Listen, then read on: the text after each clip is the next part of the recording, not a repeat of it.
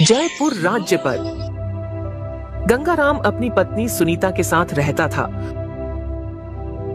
और उसका बड़ा भाई संजू राम अपने पत्नी विमला के साथ दूसरे गांव में किराए के मकान पर रहते थे, क्योंकि उसके पत्नी विमला को अपने पिता और देवर के साथ रहना पसंद नहीं था। जयपुर राज्य पर गंगाराम और सुनीता अपने पिता राजा राम को बहुत सेवा करते थे।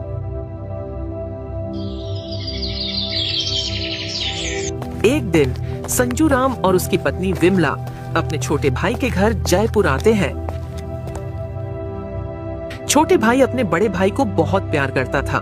उन्होंने अपने बड़े भाई के लिए तरह तरह के पकवान बनवाए और सभी लोग एक साथ बैठकर खाए। पूरा परिवार एक साथ बहुत खुश था।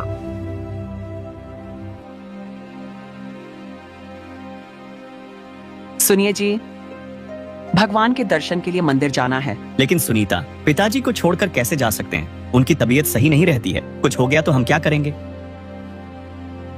ओ जी, भैया भाभी भी आए हुए हैं, तो आज पिताजी को भैया भाभी के पास रुकने के लिए बोल देते हैं। एक दिन के लिए भैया भाभी पिताजी का ध्यान रखने के लिए मना नहीं करेंगे। थोड़ी ही देर की तो बात है, बस हम दोनों मंदिर जाकर वापस आ जाएंगे। ठीक है सुनीता, तुम जाकर भैया भाभी को बुला कर लाओ, फिर हम दोनों मंदिर के लिए निकल जाते हैं। थोड़ी ही देर बाद गंगाराम और उसकी पत्नी सुनीता मंदिर के लिए निकल पड़ते हैं।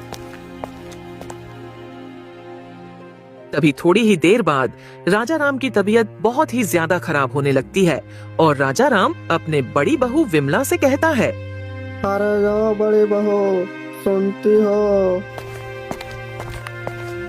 अरे क्या हुआ बुढ़ापे? सुनो बड़ी बहू, मेरी तबीयत ठीक नहीं लग रही है। मुझे ऐसा लग रहा है कि यह मेरा अंतिम समय चल रहा है। तो तुम गंगाराम और छोटी बहू सुनीता को वापस बुला लो। वह ज्यादा दूर नहीं गए होंगे, क्योंकि मुझे तुम दोनों को कुछ बताना है। तभी विमला कुछ देर सोचती है और फिर कहती है, अरे ऐसा लग रहा है कि इस बूढ़े का जाने का समय हो गया है, या जरूर जायदाद का बंटवारा करना चाहता है। यही सही समय है जायदाद का बंटवारा करने का। जायदाद का बंटवारा भी हो जाएगा और हम दोनों पति पत्नी बहुत ही खुशी से दूसरे गांव में अपना जीवन व्यतीत करेंगे। तभी विमला अपने पति संजू राम को जाकर बता देती है और संजू राम अपने पिता के पास आता है और फिर कहता है, क्या हुआ पिताजी, तबीयत ज्यादा ही खराब है क्या? हाँ हाँ बेटा, इसलिए मैं तुम दोनों भाइयों को एक जरूरी बात बताना चाहता हूँ। जल्दी से गंगाराम और छोटी बहू सुनीता को वापस बुला लाओ। लेकिन पिताजी, मैंने देखा कि वह तो बहुत दूर दूर तक नजर नहीं आ रहे हैं। आप हमें बता दीजिए कि क्या बात है, हम उन दोनों को बता देंगे। ठीक है, तुम दोनों मेरी बात ध्यान से सुनो। मैं और तुम्हारी माँ ने पैसे बचा बचा कर खर्च किया है। हमने तुम दोनों के लिए बहुत सारा धन जमा करके रखा है, ताकि तुम दोनों भाइयों को कभी भी पैसों की कमी महसूस ना हो। पैसों के बारे में तुम्हारी माँ ने मुझे बताने के लिए मना किया था, ताकि तुम दोनों मेहनत करके कमाओ। लेकिन यह मेरा अंतिम समय है, तो मैं तुम दोनों को उस धन के बारे में बताना चाहता हूँ। हाँ हाँ पिताजी, जल्दी बताइए। हाँ बेटा, हम दोनों ने जो कुछ भी धन कमाया है, वह हमने मिट्टी के बर्तन में भरकर छुपा दिया है, ताकि उस धन को कोई चुरा ना सके। मैं चाहता हूँ कि तुम दोनों उस धन को आपस में बराबर से बांट ले। राजा राम के इतना कहते ही उनकी मृत्यु हो जाती है। अरे बुढ़े, कम से कम यह तो बता देता कि धन कहाँ छुपा कर रखा है। अब हम कहाँ ढूंढेंगे उस धन को? लेकिन कोई बात नहीं, हम किसी न किसी तरह से ढूंढ ही लेंगे। सुनिए जी, अब आप इस धन के बारे में अपने छोटे भाई को बिल्कुल मत कहना। मैं जैसा कहती हूँ बिल्कुल वैसा ही करना। इसका मतलब मैं अपने छोटे भाई को इस धन के बारे में कुछ भी नहीं बताऊं? अरे क्या तुम्हारे ऊपर की खोपड़ी बिल्कुल खाली है क्या? मैंने कहा ना, जैसा मैं कहती हूँ बिल्कुल वैसा ही करते जाना। लेकिन हम पूरे धन को इस पूरे घर में कहाँ ढूंढेंगे? वह भी गंगाराम के रहते हुए। वह भी तो हमारे साथ ही रहेगा ना, उसे भी तो पता चल ही जाएगा। इस बात की आप बिल्कुल भी चिंता मत कीजिए। मेरे पास एक तरकीब है, आप कान खोलकर ध्यान से सुन लीजिए। इतना कहने के बाद विमला संजू राम को पिताजी के धन को ढूंढने की तरकीब बताने लगते हैं। तभी संजू राम कहता है, अरे वाह भाग्यवान, वाह, मानना पड़ेगा तुम्हारे दिमाग को। थोड़ी ही देर बाद गंगाराम और सुनीता भगवान के दर्शन करके अपना घर वापस लौट आते हैं। अरे पिताजी, क्या हो गया आपको?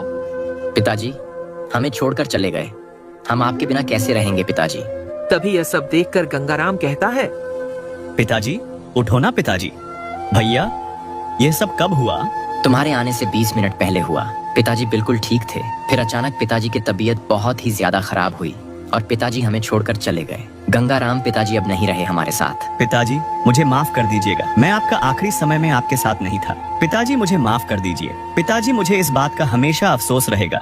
दोनों भाइयों ने मिलकर अपने पिता के अंतिम संस्कार कर लेते हैं। फिर जैसे तैसे कुछ महीने बीत जाते हैं और उनके पिता के सारे क्रियाकर्म भी खत्म हो जाती है और अब घर खाली सा हो जाता है। फिर एक दिन संजू राम अपने छोटे भाई गंगाराम से कहता है, सुनो भाई गंगाराम, अपने पिता के गुजरे कई महीने हो गए हैं, उनका सब क्रियाकर्म भी खत्म हो चुका है, तो तुम अपनी पत्नी को लेकर हमेशा हमेशा के लिए यहाँ से चले जाओ, क्योंकि पिताजी ने यह घर, जमीन, जायदाद और यहाँ की सारी खेत और धन को मेरे नाम कर दिया है। अरे भैया ये आप क्या बोल रहे हो? मेरी तो कुछ भी समझ में नहीं आ रहा है। पिताजी कभी मेरे साथ ऐसा काम नहीं कर सकते हैं, वह तो मुझे बहुत प्यार करते थे। अरे देवर जी, ऐसा नहीं है, ये सब गलत है। पिताजी के आखिरी समय में हम उसके साथ थे। पिताजी बोल रहे थे कि गंगाराम को तो मेरी बिल्कुल भी चिंता नहीं है, मैं इतना बीमार हूँ, फिर भी वह दोनों घूमने के लिए निकल गए। पिताजी के आखिरी समय में हम थे, हमने सेवा की थी पिताजी की, इसीलिए वह सारी संपत्ति तुम्हारे भैया के नाम कर दिया। ये सब सुनकर गंगाराम बहुत उदास हो जाता है। उसे समझ में ही नहीं आ रहा था कि मैं अब क्या करूं। फिर थोड़ी ही देर बाद गंगाराम कहता है, नहीं भाभी, ऐसा नहीं हो सकता है। पिताजी मेरे साथ कभी ऐसा नहीं कर सकते हैं, ये बात सही नहीं है। भाई गंगाराम, मुझे पता था कि तुम हमारे बातों का बिल्कुल भी विश्वास नहीं करोगे, इसलिए मैं गांव के मुखिया को बुलाया है, वह थोड़ी ही देर बाद आते ही होंगे।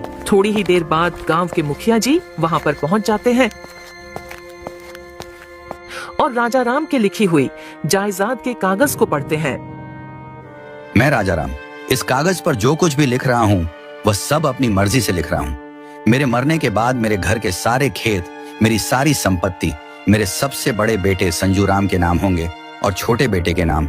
गांव के बाहर पहाड़ी की चोटी में एक छोटी सी झोपड़ी बनी हुई है और वहां की थोड़ी सी जमीन इसके नाम कर रहा हूँ। मुखिया जी, सच में इस कागज पर जो लिखा है वह मेरे पिताजी ने लिखी है। गंगाराम, ये बात तो मुझे भी समझ में नहीं आ रही है कि तुम्हारे पिताजी ने तुम्हारे साथ ऐसा क्यों किया, लेकिन ये सब तुम्हारे पिता राजा राम ने लिखी है और नीचे अपना अंगूठा भी लगाया है, तो ये बात सच है।